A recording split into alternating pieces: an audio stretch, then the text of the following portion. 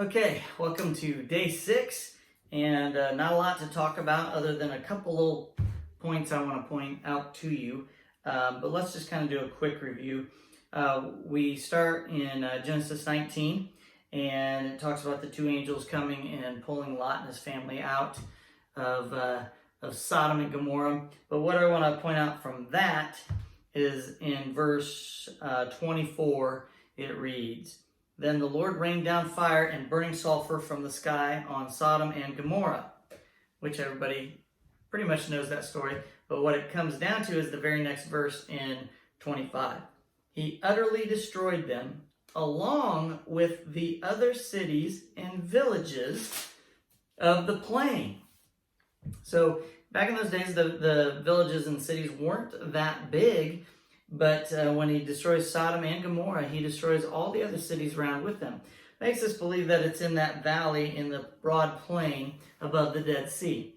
So that's a cool little piece of information. It's not just Sodom and Gomorrah that he destroyed. He destroyed the cities around it as well. Now, Lot lost his wife, and his daughters were were removed from anywhere around them. There wasn't anybody left, so they decided to have sex with their dad, which is a little odd.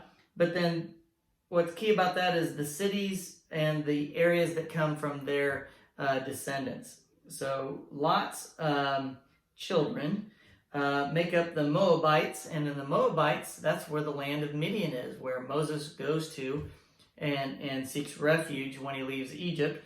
And then you have the Ammonites as well. And when Moses leads the people out of Egypt, God specifically tells them throughout Deuteronomy and Numbers to not go in and take any land from those areas, because that's Lot's children, and that belongs to Lot.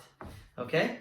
And then the next thing I want to point out is in Genesis 21, it talks, we got the first few verses in 21, but I want to read a little bit further. Abraham was 100 years old when he has Isaac.